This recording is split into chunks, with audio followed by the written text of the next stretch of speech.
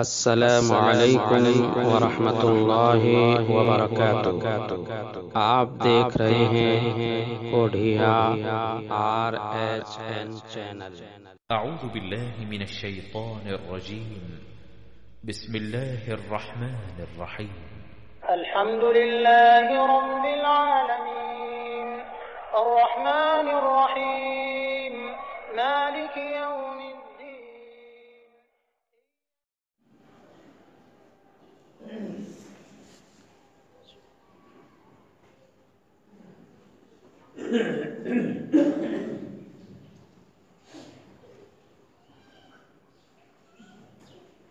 الحمد لله نحمده ونستعينه ونستغفره ونعوذ بالله من شرور أنفسنا ومن سيئات أعمالنا، من يهده الله فلا مضل له ومن يضلل فلا هادي له، وأشهد أن لا إله إلا الله وحده لا شريك له، وأشهد أن محمدا عبده ورسوله، أما بعد فإن خير الحديث كتاب الله، وخير الهدي هدي محمد صلى الله عليه وسلم، وشر الأمور محدثاتها وكل محدثة بدعة وكل بدعة ضلالة وكل ضلالة في النار۔ أعوذ بالله من الشيطان الرجيم، بسم الله الرحمن الرحيم۔ إنما المؤمنون إخوة فأصلحوا بين أخويكم۔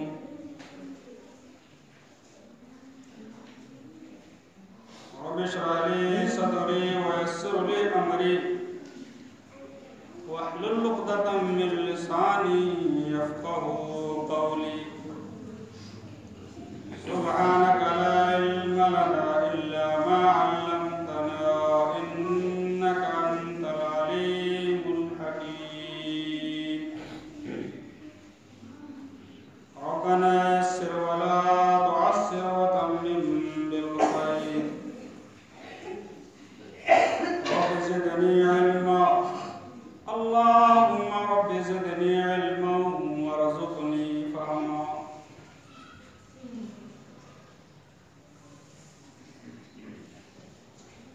حاضرین جمعہ، میرے اسلامی بھائیوں، نوجوان ساتھیوں، پیارے بچوں، پردہ نشین میری ماں اور بہنوں،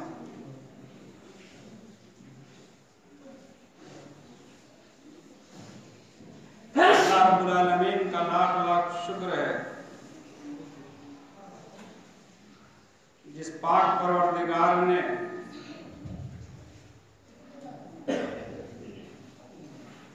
مجھے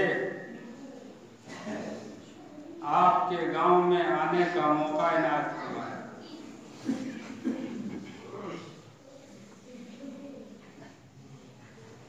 اللہ رب العالمین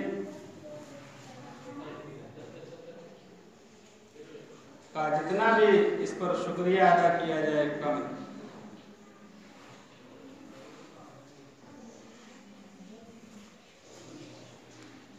زیادہ تفصیل میں نہ جاتے ہوئے ڈائریکٹ موضوع کی طرف آتے ہیں، اس لیے کہ بہت ساری باتیں اس مختصر سے وقت میں رکھنے کا ارادہ ہے۔ اصلاح معاشرہ کے موضوع پر معاشرہ یا معاشرت ایک آدمی سے نہیں بنتا ہے. معاشرت کئی لوگ رہتے ہیں، کئی خاندان بستے ہیں، تب جا کر کے ایک معاشرہ بنتا ہے. اور معاشرے میں اچھے لوگ بھی ہوتے ہیں، معاشرے میں برے لوگ بھی ہوتے ہیں. ہماری معاشرت اسی وقت اچھا ہو سکتا ہے جب ہم آدمیوں کی خوبیوں پر نظر رکھیں. اگر ہم لوگوں کی خرابیوں پر اگر نظر رکھیں گے تو ہمارا معاشرہ اچھا معاشرہ نہیں بن سکتا ہے اور ہم ایک اچھے معاشرت کا طریقہ نہیں نبھا سکتے. معاشرے میں ہر اعتبار سے بگاڑ ہے، عقائد کے اعتبار سے بگاڑ ہے، عمل کے اعتبار سے بگاڑ ہے، اخلاق کے اعتبار سے بگاڑ ہے، کیریکٹر کے اعتبار سے بگاڑ ہے. معاشرے کے ہر پہلو پر اس مختصر سے وقت میں نہیں روشنی ڈالی جا سکتی ہے، لیکن اشارتاً کچھ باتیں آپ کے سامنے رکھنے کا ارادہ ہے. سب سے پہلے معاشرے میں رہنے والے کی عقائد کی اصلاح ضروری ہے.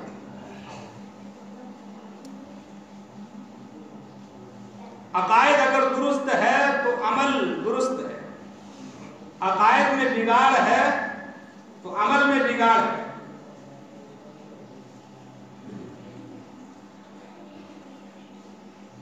اللہ کے نبی جناب محمد رسول اللہ صلی اللہ علیہ وسلم ایک صحابی رسول ہیں حضرت معاذ بن جبل.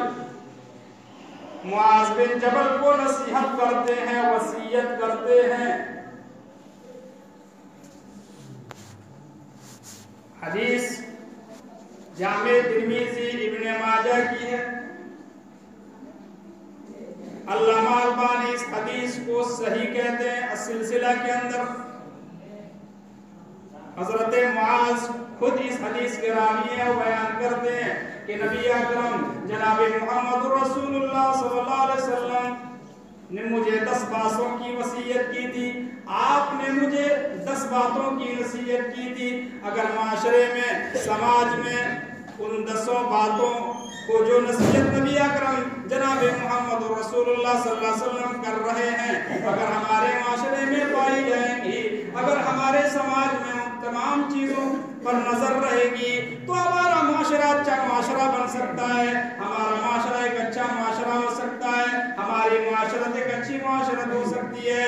نبی اکرم جناب محمد رسول اللہ صلی اللہ علیہ وسلم نصیحت کرتے ہیں، وصیت کرتے ہیں، یا بنیا لا تشرک باللہ ان الشرک لظلم عظیم. حضرت معاذ کو نصیحت کر رہے ہیں، وصیت کر رہے ہیں، لا تشرک باللہ شیئا ان قتلت وحرقت. اے معاذ، اللہ رب العالمین کے ساتھ کسی کو شریک نہیں ٹھہرانا، شرک نہیں کرنا. اگرچہ تمہیں چند کافر گھیر لیں اور یہ کہیں کہ تم اللہ کا انکار کر دو، اگر اللہ کا انکار کر کے تیری جان بچ رہی ہے تو بچا لے. لیکن اگر کوئی یہ کہے کہ میرے سردار کے سامنے سجدہ کرو، میرے بڑے کے سامنے سجدہ کرو، میرے بت کے سامنے سجدہ کرو، میرے بڑے کے سامنے سجدہ کرو، قبر کے سامنے سجدہ کرو، تو نبی اکرم جناب محمد رسول اللہ صلی اللہ علیہ وسلم وصیت کر رہے ہیں، نصیحت کرتے ہیں، لا تشرک باللہ شیئا ان قتلت. اگر تمہیں قتل کر دیا جائے، اپنے آپ کو قتل کروا لینا، اپنے آپ کو بوٹی بوٹی کرا لینا، قیمہ قیمہ بنوا لینا، لیکن اللہ رب العالمین کے ساتھ کسی کو شریک نہ ٹھہرانا. اور اس کے بعد نبی اکرم جناب محمد رسول اللہ صلی اللہ علیہ وسلم کہتے ہیں ان حرقت، اگر تمہیں جلا دیا جائے، تمہارے جسم کو آگ لگا دیا جائے، تمہارے جسم کو آگ میں ڈال دیا جائے تو اپنے آپ کو آگ میں ڈلوا لینا، لیکن اللہ کے ساتھ کسی کو شریک نہ ٹھہرانا۔ یہ نبی اکرم جناب محمد رسول اللہ صلی اللہ علیہ وسلم کی پہلی وصیت تھی۔ نبی اکرم جناب محمد رسول اللہ صلی اللہ علیہ وسلم کی یہ پہلی وصیت تھی۔ اگر میرے بھائیوں ہمارے عقائد کی اصلاح ہو گئی، ہمارے عقائد میں اگر درستگی ہو گئی، ہمارا توحید صحیح ہو گیا، ہمارا عقیدہ صحیح ہو گیا تو عمل بھی صحیح ہو جائے گا، اس لیے کہ عقائد کی بنیاد دل کے اوپر ہوتی ہے، اللہ رب العالمین کے اوپر بھروسے کی بنیاد پر ہوتی ہے۔ جب اللہ رب العالمین سے ایک بندہ رب العالمین سے ڈرنے لگتا ہے، اس کا عمل بھی صحیح ہو جاتا ہے، اس کا کردار بھی صحیح ہو جاتا ہے، اس کا کریکٹر بھی صحیح ہو جاتا ہے۔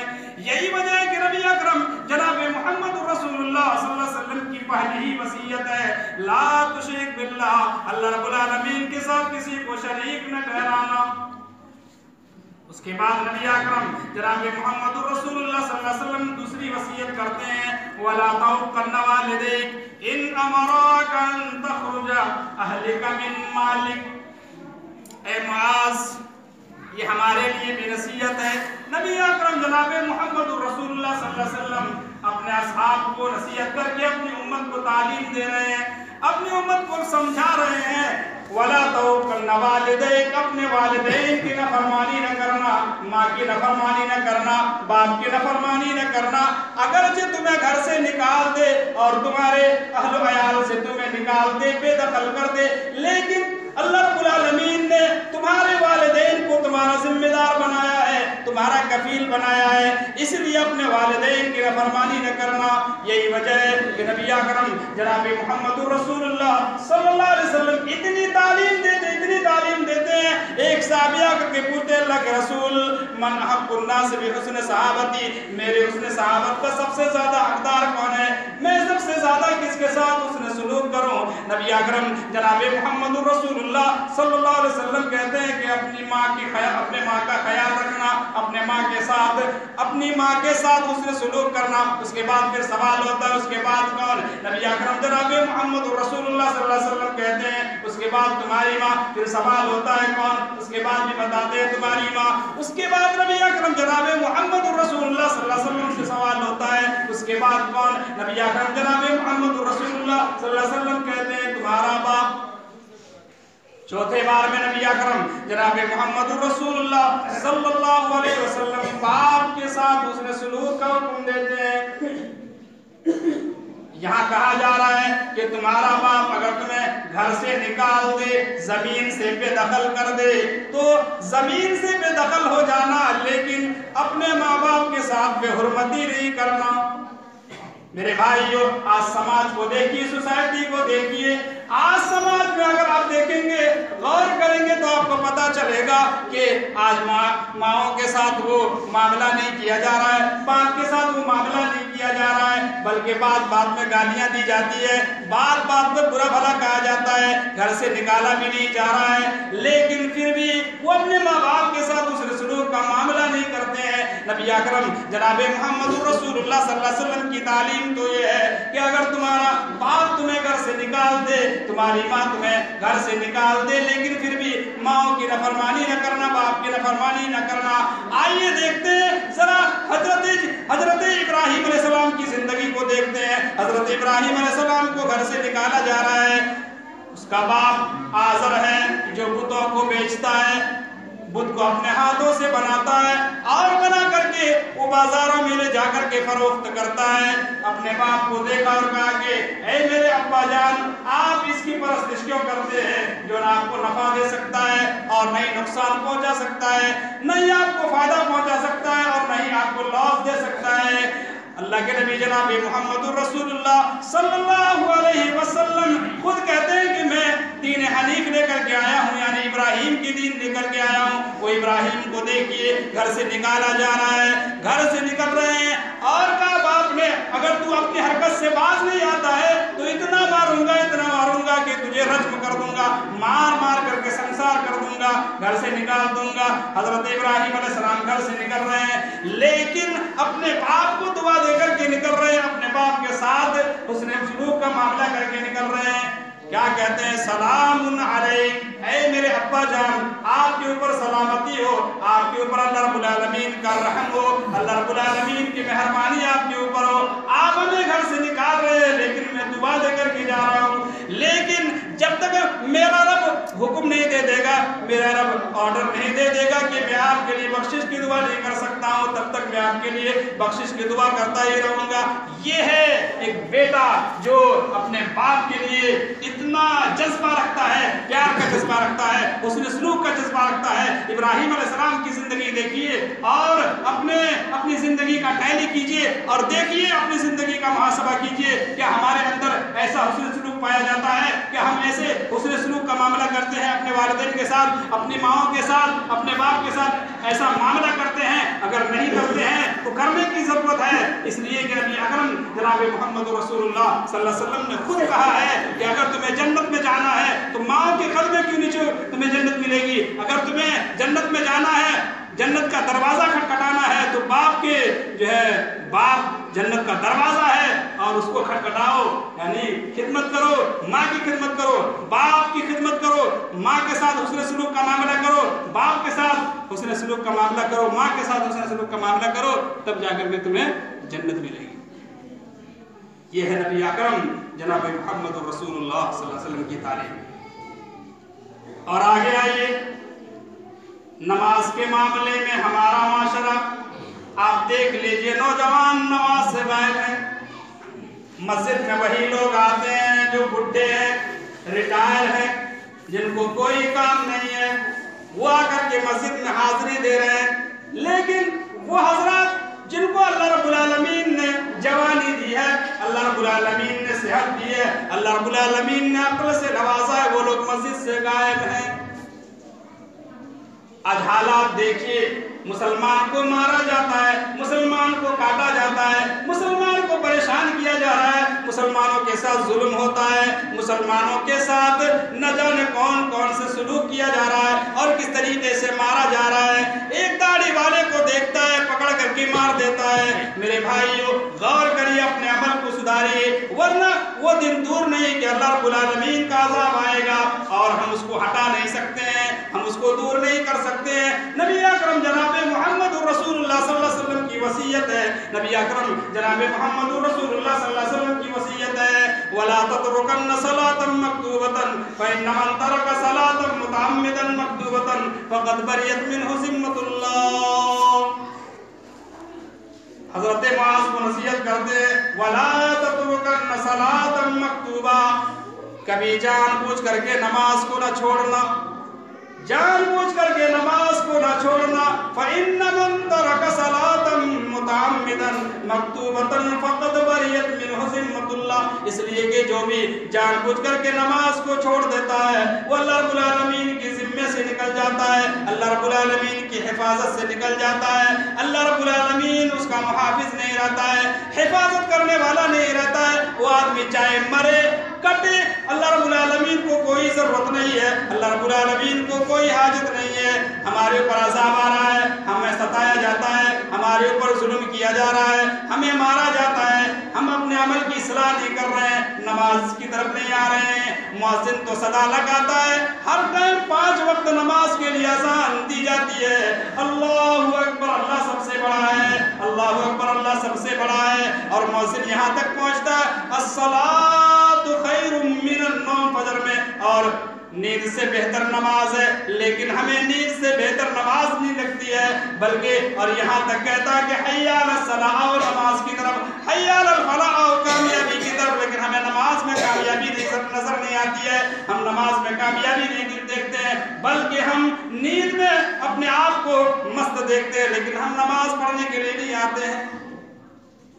ایک بزنس مین کو دیکھیے، ایک ورکر کو دیکھیے، ایک مزدور کو دیکھیے جو مزدوری کر رہا ہے، اور ایک بزنس مین بزنس کر رہا ہے، لیکن وہ بزنس چھوڑ کر کے نماز کے لیے نہیں آتا ہے۔ انہیں یہ اللہ رب العالمین پر بھروسہ اتنا نہیں ہے جتنا اپنے وسائل پر بھروسہ ہے، اپنے مسائل پر بھروسہ ہے، اپنے آلات پر بھروسہ ہے، اپنے کام پر جتنا بھروسہ ہے، اس اس کو اتنا اللہ رب العالمین کی ذات پر بھروسہ نہیں ہے. وہ مانتا ہے کہ اللہ رب العالمین سب سے بڑا ہے, وہ مانتا ہے کہ نماز میں کامیابی ہے, یہ بھی جانتا ہے کہ نیند سے بہتر نماز ہے, لیکن وہ نماز کو نہیں آتا. اس لیے نہیں آتا ہے کہ میرا بزنس میں لاس ہو جائے گا, میری کمائی میں کمی ہو جائے گی, میری نیند میں خلل ہو جائے گی, میں نماز پڑھنے کے لیے نہیں آؤں گا, نہیں آتا ہے.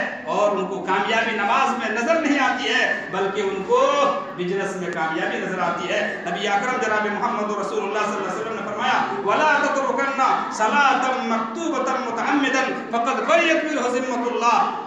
اے معاذ, جان بوجھ کر کے کبھی نماز نہ چھوڑنا. میرے بھائیوں, آپ لوگ اتنے مجمع میں بیٹھے ہوئے ہیں, بتائیے اور اپنے دل میں ہاتھ رکھ کے بولیے کہ کتنی نمازیں ایسی ہیں جو ہم جان بوجھ کر کے چھوڑتے ہیں. کتنی نمازیں ایسی ہیں ہم یہ سوچتے ہیں کہ جمعہ کی دن نماز پڑھ لی, ہم نے ہفتے میں ایک دن نماز پڑھ لی, عید بقرعید کی نماز پڑھ لی, بس حق ادا ہو گیا. نہیں, بلکہ اللہ تبارک و تعالیٰ نے کہا کہ وَاعْبُدْ رَبَّكَ حَتَّىٰ يَأْتِيَكَ الْيَقِينُ. اے نبی, آپ اپنے رب کی عبادت کیجئے, اپنے رب کے سامنے جھکیے, اپنے رب کے سامنے سجدہ کیجئے, اپنے رب کے سامنے رکوع کیجئے. حَتَّىٰ يَأْتِيَكَ الْيَقِينُ, یہاں تک کہ یقین آ جائے, قیامت قائم ہو جائے. جب تک قیامت قائم نہیں ہو جائے گی تب تک آپ کو نماز پڑھنی پڑے گی, آپ کو عبادت کرنی ہوگی. اور اگر عبادت نہیں کریں گے اللہ رب العالمین کے ذمے سے نکل جائیں گے, اور اللہ رب العالمین کے ذمے سے اگر نکل جائیں گے تو چاہے دنیا آپ کو مارے, دنیا آپ کو کاٹے, دنیا آپ کو پریشان کرے, اللہ رب العالمین کو کوئی ضرورت نہیں رہ جاتی ہے, اللہ رب العالمین کو کوئی حاجت نہیں رہ جاتی ہے. چاہے وہ بندہ مرے, کٹے, چاہے کچھ بھی ہو جائے, اللہ کو کوئی ضرورت نہیں.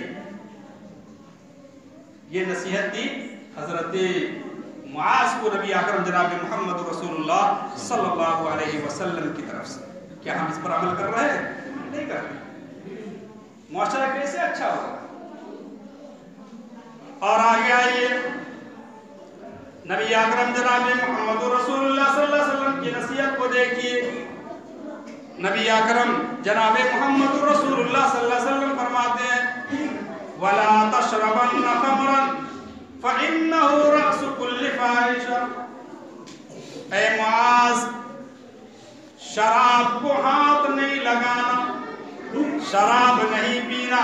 آج معاشرے میں دیکھیے, سماج میں دیکھیے, شراب آج دھڑے عام کھلے عام پیا جا رہا ہے. معاشرے میں ہمارے نوجوان شرابی ملیں گے, ہمارے معاشرے میں جواری ملیں گے, سارے نوجوان آپ کو ملیں گے جو جوا کھیلنے والے بھی ہیں, چوری کرنے والے بھی ہیں, ATM مارنے والے بھی ہیں, سارے لوگ آپ کو ملیں گے. اور شراب کو آدمی حرام نہیں سمجھ رہا ہے, بلکہ شراب کو کھلے عام پیا جاتا ہے. اور یہی نہیں بلکہ بیڑی پینا, سگریٹ پینا, کھیتی کھانا اور گٹکا کھانا یہ عام ہوتا جا رہا ہے. میرے بھائیو, یہ مت سمجھیے کہ کھیتی حرام نہیں ہے, یہ مت سمجھیے کہ گٹکا حرام نہیں ہے, یہ مت سمجھیے کہ گول گھسنا حرام نہیں ہے, بلکہ یہ بھی حرام ہے. نبی اکرم جناب محمد رسول اللہ صلی اللہ علیہ وسلم نے فرمایا کہ نشہ آور چیز چاہے تھوڑا ہو یا زیادہ ہو, حرام ہے, حرام ہے, حرام ہے. نشہ آور چیز چاہے تھوڑا ہو زیادہ ہو, حرام ہے. آج معاشرہ کو دیکھیے اور جائزہ لیجیے, ہمارے نوجوان بگڑتے جا رہے ہیں, شرابی ہو رہے ہیں, جواری ہو رہے ہیں, اور ہمارا معاشرہ بگڑ رہا ہے. نوجوانوں کی سدھار ہمارے معاشرے کی سدھار ہے, اور اگر نوجوان بگڑ جائے تو ہمارا معاشرہ بگڑ جاتا ہے. اور آگے آئیے, اللہ کے نبی جناب محمد رسول اللہ صلی اللہ علیہ وسلم کی نصیحت دیکھیے. نبی اکرم جناب محمد رسول اللہ صلی اللہ علیہ وسلم کی وصیت دیکھیے, ایاک والمعصیہ فإن بالمعصیۃ حل سخط اللہ. اس جملے پہ غور کریے, ایاک والمعصیہ, معصیت سے یعنی گناہ کے کام سے بچتے رہنا. فإن بالمعصیۃ حل سخط اللہ, جب اللہ رب العالمین کی نافرمانی کوئی قوم کرنے لگتی ہے, اللہ رب العالمین کے احکام کو توڑنے لگتی ہے, اللہ رب العالمین کے قانون کو توڑنے لگتی ہے, اللہ رب العالمین کے حدود کو توڑنے لگتی ہے, تو اللہ رب العالمین کا عذاب ان کے اوپر حلال ہو جاتا ہے. اللہ رب العالمین کا عذاب آنا اس قوم کے اوپر طے ہو جاتا ہے. اللہ رب العالمین کا عذاب ان کے اوپر آنا یقینی ہو جاتا ہے. آج ہمارے اوپر اللہ رب العالمین کا عذاب آیا ہوا ہے. مسلمانوں کو دیکھیے میرے بھائیوں, کبھی आ रहे, NRC के जरिए से हमें परेशान किया जाता है और न जाने कौन कौन से कानून ला करके हमें परेशान किया जाता है। आज अल्लाह का अज़ाब आ चुका है। इय्याक वल मासिया फ़इन्न बिल मासियति हल्ल सख़तुल्लाह। अगर नफरमानी करेंगे अल्लाह का अज़ाब आएगा, और अल्लाह का अज़ाब आएगा। दुनिया की कोई ताकत हमें बचा नहीं सकती है। अगर बचा सकती है तो रब्बुल आलमीन की ज़ात है। रब्बुल आलमीन अगर बचाएगा तभी जाकर के हम बच सकते हैं, वरना हम नहीं बच सकते हैं। अल्लाह रब्बुल आलमीन के गिरफ्त से नहीं बच सकते। और आगे माशरे में देखिए, झूठ बोलना इतना आम हो गया है कि अब इंसान का सेंस खत्म होता जा रहा है। इसको गुनाह भी नहीं समझा जाता। झूठ बोलना गुनाह भी नहीं समझा जाता। एक होता है गुनाह हो जाना, इंसान है, हमसे गुनाह हो जाता है, लेकिन गुनाह जो होता है वो गुनाह का एहसास खत्म हो जाए, अल्लाह रब्बुल आलमीन का अज़ाब ऐसी कौम पर जरूर आता है। झूठ बोलना आम हो चुका है, झूठ बोलना। और जब से मोबाइल आया है, इंटरनेट का जमाना है, एक समाज बन चुका है इंटरनेट वाला समाज। आज हमारे नौजवान को देखिए, फेसबुक में, ट्विटर में, यूट्यूब में और गूगल में आपको बिजी नजर आएंगे और अच्छा खासा वक्त उसी पर बिता रहे हैं, उसी पर गुजार रहे हैं और समझते हैं बहुत अच्छा काम कर रहे हैं। वही अगर माशरे की इस्लाह के लिए कुछ काम करते, अल्लाह की इबादत के लिए कुछ काम करते, तो शायद के भला हो जाता कौम का और उसका खुद का भला हो जाता। लेकिन नहीं, वो इंटरनेट वाला समाज में जिंदगी गुजार रहा है। बल्कि इंटरनेट वाला समाज इतना बड़ा समाज हो चुका है कि इस समाज में इंसान जीना उतना नहीं चाहता जितना इंटरनेट वाला समाज में जीना चाहता। तो झूठ बोलना जब से सोशल मीडिया और मोबाइल आया है बिल्कुल आम हो गया है। जाहिल तो झूठ बोल ही रहे हैं, आलिम भी झूठ बोल रहे हैं और पढ़ा लिखा आदमी भी झूठ बोल रहे हैं, सारे लोग झूठ बोल रहे हैं। अल्लाह के नबी जनाब मोहम्मद रसूलुल्लाह सल्लल्लाहु अलैहि वसल्लम से सवाल किया जाता है, आप सल्लल्लाहु अलैहि वसल्लम से पूछा जाता है क्या मोमिन झूठा हो सकता है? नबी अकरम जनाब मोहम्मद रसूलुल्लाह सल्लल्लाहु अलैहि वसल्लम कहते हैं कि नहीं नहीं, मोमिन झूठा नहीं हो सकता है, मोमिन बुज़दिल हो सकता है, मोमिन खयानतकार हो सकता है, लेकिन मोमिन झूठा नहीं हो सकता है। अगर झूठा है तो मोमिन नहीं है, और अगर मोमिन है तो झूठा नहीं हो सकता है। और अल्लाह के नबी जनाब मोहम्मद रसूलुल्लाह सल्लल्लाहु अलैहि वसल्लम ने फरमाया, अगर चार खसलतें किसी के अंदर जमा हो जाए, चार बातें किसी के अंदर जमा हो जाए, तो ऐसा आदमी पक्का मुनाफिक है, पक्का मुनाफिक है। नबी अकरम जनाब मोहम्मद रसूलुल्लाह सल्लल्लाहु अलैहि वसल्लम फरमाते हैं कि चार बातों में से पहली बात यह है, इदा हद्दसा कज़िबा, जब वो बात करता है तो झूठ बोलता है, बात बात में झूठ बोलता है। व इदा वादा खलफा, जब किसी से वादा करता है तो वादा खिलाफी कर जाता है। किसी से वादा करता है कि फला वक्त में, फला टाइम में, फला जगह मिलूंगा, लेकिन साहब का पता ही नहीं कहाँ मौजूद है। और यही नहीं, बल्कि किसी से जब झगड़ा करता है तो गाली गलौज पर उतर आता है, और उसके पास अमानत रखी जाती है, कोई चीज रखी जाती है तो खयानत कर जाता है कि मेरे पास आपने रखा नहीं है। मेरे भाइयों, अमानत में और हिफाजत में थोड़ा सा फर्क है। आज इस बात को लेके उठिए, अमानत किसको कहते हैं, हिफाजत किसको कहते हैं? सिर्फ आप लोग तकरीर कैसी सुनते हैं जानते हैं? आप लोग तकरीर सुनते हैं कि जो सर के पार से चला जाए और कुछ याद ही ना रहे, ऐसी तकरीर सुनते हैं, ना कुछ मालूम हो, पूछा जाए कि कैसी तकरीर हुई थी, क्या तकरीर हुई थी, हाँ मौलाना साहब बहुत अच्छा बोल रहे थे, लेकिन क्या बोल रहे थे पता ही नहीं। तो अमानत में और हिफाजत में थोड़ा सा फर्क है। अमानत किसको कहा जाता है, हिफाजत किसको कहा जाता है? देखिए, अमानत है कि अगर आपके पास मसलन 100 रुपए का नोट आपको दिया गया, अगर वही नोट आप दोबारा हमको वापस लौटा देते हैं, ये अमानत है। और अगर वही नोट खर्चा करके आप दूसरी नोट देते हैं, दूसरा पैसा देते हैं, तो ये अमानत नहीं है, ये हिफाजत है। आपने हिफाजत किया है, लेकिन अमानत आपने अमानतदारी का सबूत नहीं दिया है। झूठ बोलना बिल्कुल आम होता जा रहा है। माशरे को देखिए, गीबत करना, चुगली करना आम होता जा रहा है। माशरे में गीबत करना, चुगली करना, एक दूसरे को लड़ाना इतना आम हो गया है। हर गांव में, हर मोहल्ले में, हर एक بھائی کے درمیان یہ چیز پائی جا رہی ہے. مرد بھی ملوث ہیں، عورتیں بھی ملوث ہیں، اور پڑھے لکھے بھی اس میں ملوث ہیں، جاہل بھی، سارے لوگ اس میں ملوث ہیں. غیبت کرنا. اللہ کے نبی جناب محمد رسول اللہ صلی اللہ علیہ وسلم سے سوال ہوتا ہے، آپ صلی اللہ علیہ وسلم سے پوچھا جاتا ہے اے اللہ کے نبی یہ غیبت کیا ہے؟ نبی اکرم جناب محمد رسول اللہ صلی اللہ علیہ وسلم ایک مرتبہ خود سوال کرتے ہیں. صحابہ کرام کے درمیان نبی اکرم صلی اللہ علیہ وسلم بیٹھے ہوئے ہیں. نبی اکرم جناب محمد رسول اللہ صلی اللہ علیہ وسلم اپنے اصحاب سے پوچھتے ہیں، سوال پوچھتے ہیں کہ اے میرے صحابہ ذرا بتلاؤ غیبت کیا ہے؟ نبی اکرم جناب محمد رسول اللہ صلی اللہ علیہ وسلم کے صحابہ کو جب کوئی بات معلوم نہیں ہوا کرتی تھی تو فوراً اللہ کی طرف لوٹا دیا کرتے تھے، رسول کی طرف لوٹا دیا کرتے تھے. نبی اکرم جناب محمد رسول اللہ صلی اللہ علیہ وسلم سوال کرتے ہیں کہ میرے صحابہ غیبت کیا ہے؟ نبی اکرم جناب محمد رسول اللہ صلی اللہ علیہ وسلم کے صحابہ کہتے ہیں اللہ اس کا رسول بہتر جانتے ہیں. نبی اکرم جناب محمد رسول اللہ صلی اللہ علیہ وسلم خود بتاتے ہیں کہ غیبت کیا ہے؟ غیبت یہ ہے کہ اپنے بھائی کا ذکر کرنا، اپنے بھائی کی برائی کو بیان کرنا کسی غیر کے سامنے جب وہ موجود نہ ہو. نبی اکرم جناب محمد رسول اللہ صلی اللہ علیہ وسلم کے صحابہ کہتے ہیں اے اللہ کے رسول جس بات کا ہم ذکر کر رہے ہیں، جس بات کو ہم بیان کر رہے ہیں، اگر میری بھائی میں موجود ہو تب کیا ہوگا؟ نبی اکرم جناب محمد رسول اللہ صلی اللہ علیہ وسلم فرماتے ہیں کہ اگر تمہارے اندر تم جو ذکر کر رہے ہو اگر تمہارے بھائی کے اندر پایا جاتا ہے تو تم نے اس کی غیبت کی، اور اگر نہیں پایا جاتا ہے تو بہتان تم نے باندھا ہے، بہتان باندھا ہے. اور بہتان کی سزا جانتے ہیں؟ بہتان باندھا ہے. آئیے غیبت کی سزا بھی دیکھ لیتے ہیں.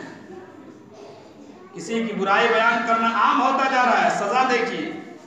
اللہ تبارک و تعالیٰ کہتا ہے وَلَا يَغْتَبْ بَعْضُكُمْ بَعْضًا، اے لوگو تم میں سے بعض کی غیبت نہ کرے، ایک دوسرے کی غیبت نہ کرے، ایک دوسرے کی برائی کو بیان نہ کرے. أَيُحِبُّ أَحَدُكُمْ أَن يَأْكُلَ لَحْمَ أَخِيهِ، کیا تم میں سے کوئی شخص یہ پسند کرتا ہے کہ اپنے مرے ہوئے بھائی کا گوشت کھاؤ؟ اپنے مرے ہوئے بھائی کا گوشت کھاؤ. کیا تم میں سے کوئی شخص یہ پسند کرتا ہے؟ بالکل ہرگز کوئی پسند نہیں کرے گا.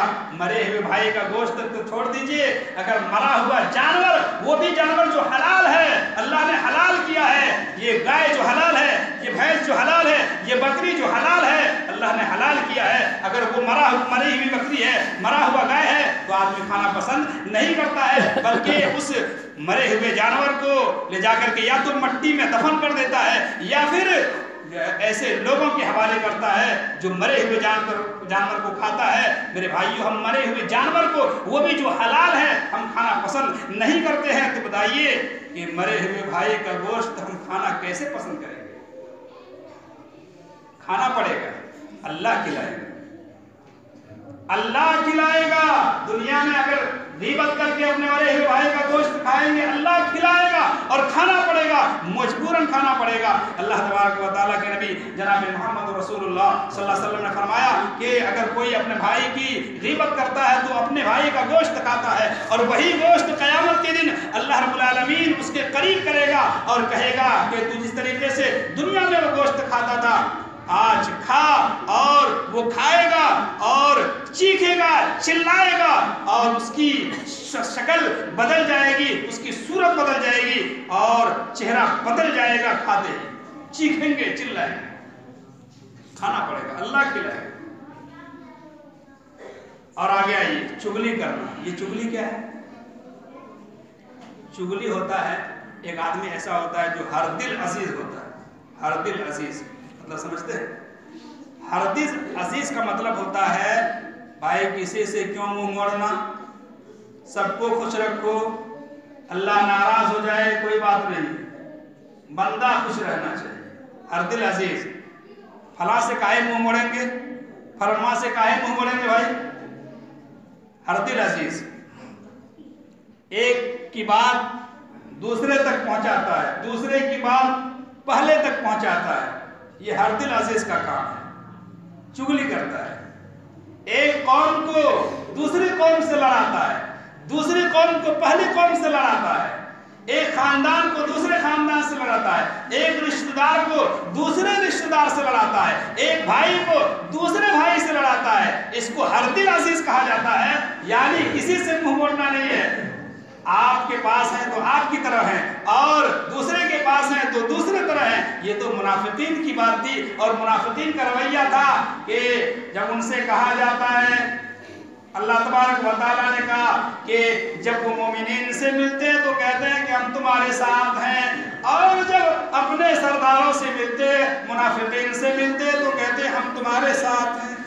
یہ حرب العزیز کا کام ہوتا ہے جو غیبت کرتے ہیں۔ آئیے نبی اکرم جناب محمد رسول اللہ صلی اللہ علیہ وسلم نے جو غیبت کی سزا بیان کی ہے ذرا دیکھ لیتے ہیں۔ جو غیبت کرتا ہے ان کے لیے قبر میں اللہ رب العالمین نے عذاب تیار کیا ہے، ان کو قبر میں عذاب ہونے والا ہے، قبر میں عذاب ہونے والا ہے، جو آخرت کی منزلوں میں سے پہلی منزل ہے، قبر میں عذاب ہونے والا ہے۔ اللہ کے نبی جناب محمد رسول اللہ صلی اللہ علیہ وسلم تو قبر والوں کے پاس سے گزرتے ہیں اور کہتے ہیں کہ ان دونوں قبر والوں کو عذاب ہو رہا ہے۔ نبی اکرم جناب محمد رسول اللہ صلی اللہ علیہ وسلم کہتے ہیں کہ ان دونوں قبر والوں کو عذاب ہو رہا ہے اور کسی بڑے گناہ کی وجہ سے عذاب نہیں ہو رہا ہے۔ ان میں سے ایک تو چغلی کیا کرتا تھا، ایک بھائی کی بات دوسرے تک پہنچایا کرتا تھا اور دوسرے کی بات پہلے تک پہنچایا کرتا تھا، اور دوسرا پیشاب کی چھینٹوں سے نہیں بچا کرتا تھا، جس کی وجہ سے ان کو قبر میں عذاب دیا جا رہا ہے۔ اور اگر کوئی غیبت کرتا ہے، چغلی خاص طور سے کرتا ہے اور یہ جانتا ہے کہ گناہ ہے پھر بھی کرتا ہے، تو ایسے آدمی کے اوپر اللہ رب العالمین جنت کو حرام کر دیتا ہے، اور ایسا آدمی جہنم میں جائے گا اور کبھی بھی نہیں نکلے گا، کبھی بھی نہیں نکلے گا۔ یہ امام نووی کا فتویٰ ہے۔ اللہ کے نبی جناب محمد رسول اللہ صلی اللہ علیہ وسلم نے فرمایا لا يدخل الجنت قطات، قطات یعنی چغل خور جنت میں نہیں جائے گا، اور اگر کوئی گناہ سمجھ کر کے یہ گناہ ہے حلال سمجھ کر کے اگر کرتا ہے تو ایسا آدمی جنت میں کبھی نہیں جائے گا اور جہنم میں ہمیشہ رہے گا۔ تو چغلی کرنا اتنا عام ہو گیا ہے کہ اس کو گناہ بھی نہیں سمجھا جاتا۔ وقت ہو چلا ہے اور ایک پوائنٹ بتا کر کے میں بات ختم کرتا ہوں 2-4 منٹ کے اندر۔ اخلاق کے اعتبار سے اتنا بگاڑ ہے، میں ایک مثال دیتا ہوں۔ پان گٹکا تو کھانا عام ہے، کھاتے ہی ہیں، صورتی والا پان ہو، میٹھا پان ہو، زردہ پان ہو جو بولا جاتا ہے۔ گٹکا کھانا تو وہ اسٹائل بھی ہے کھانے کا، ڈائریکٹ پھاڑ کر کے ایسے ڈالنا، اور سگریٹ پینے کا بھی ایک اسٹائل ہے، ایسے کر کے پھونک مارنا، اسٹائل ہے۔ تو سگریٹ تو پیتے ہی ہیں، پان کھاتے ہی ہیں۔ اگر کوئی یہ کہہ دے کہ سگریٹ کیوں پی رہے ہو، تمہارا باپ کا راج ہے کیا؟ سگریٹ کیوں پیتے ہو، پان کھا کر کے بیچ راستے میں کیوں تھوکتے ہو، تیرا باپ کا راستہ ہے کیا؟ یہ اخلاق ہے، یہ اخلاق کا حال ہے۔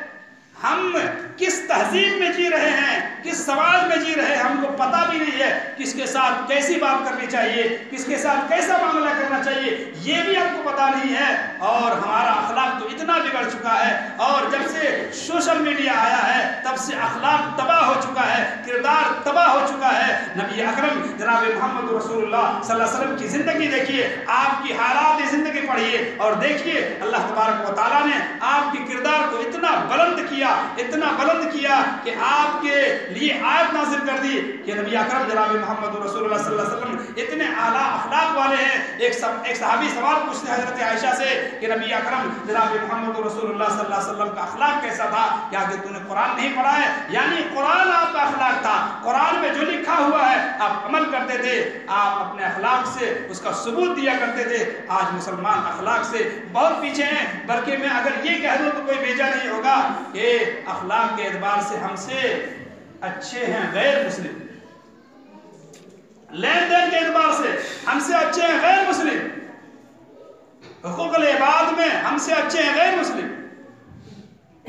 ہمارا اخلاق بگڑ چکا ہے، اور ہم یہ سمجھتے ہیں کہ ہم تو نبی صلی اللہ علیہ وسلم کی امت والے ہیں، ہم تو جنت میں جائیں گے ہی، یعنی ہماری ایک سوچ بن چکی ہے کہ جنت میں جانا تو ہمارے لیے فکس ہے، یقینی ہے۔ ایسا مت سوچیے، اگر اخلاق صحیح نہیں ہے، عبادات صحیح نہیں ہے، عمل صحیح نہیں ہے تو یاد رکھیے جہنم میں جانا پڑے گا۔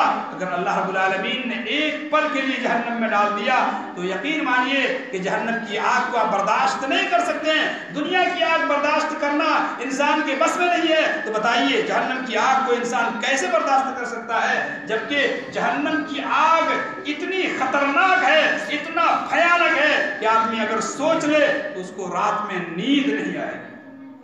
اللہ رب العالمین سے دعا کیجئے کہ بار الہ جو باتیں کہی گئی ہیں ان پر عمل کرنے کی توفیق عطا فرمائے۔ آمین۔ وآخر دعوانا الحمدللہ۔